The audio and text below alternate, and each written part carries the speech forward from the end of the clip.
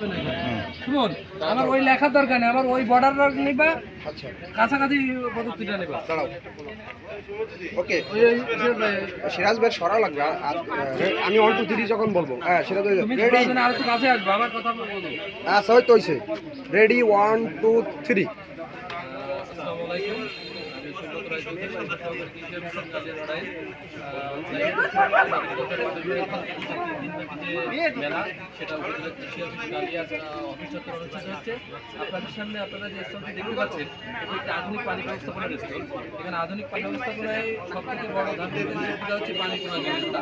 আপনারা দেখতে পাচ্ছেন এখানে ধান গাছ লাগানো হয়েছে এবং এই সাইডে হচ্ছে পলি মাছের মাধ্যমে সবজি চাষ করা হয়েছে। যে সবজি চাষ সেটার যে মূল চালিকা শক্তি পানি, সেই পানি দেওয়া হচ্ছে এটা সোলার প্যানেলের মাধ্যমে। এটা দেখেন এখানে সোলার প্যানেল স্থাপন করা হয়েছে এবং সেই সোলার প্যানেলের মাধ্যমে ড্রিপ ইরিগেশন সেচ যেটা, সেটা ফোটায় ফোটায় আপনার প্রত্যেকটা গাছের গোড়াতে যখন যতটুকু প্রয়োজন ততটুকু পানি যায়। এবং এখানে যেটা দেওয়া হয়েছে এটা হচ্ছে এডাব্লিউডি পাইপ। এই এডাব্লিউডি পাইপের উদ্দেশ্য হচ্ছে এখানে ছিদ্র আছে, ছিদ্রের ভিতরে যদি পানি দেখা যায় তাহলে তখন আর খেতে পানির প্রয়োজন হয় না, এবং যখন মাটি দেখা যায় তখন ধান খেতে পানি দেওয়া হয়। আপনারা এই পদ্ধতিগুলো অবলম্বন করলে আপনাদের অর্থ সাশ্রয় হবে এবং এই উদ্দেশ্য হচ্ছে কৃষক লাভবান হবে। তাহলে আপনাদের আধুনিক ব্যবস্থাপনার মাধ্যমে সবজি এবং ধান ফসল উৎপাদন করবেন, তাহলে আপনার কৃষি ফসল উৎপাদনে লাভজনক হবে।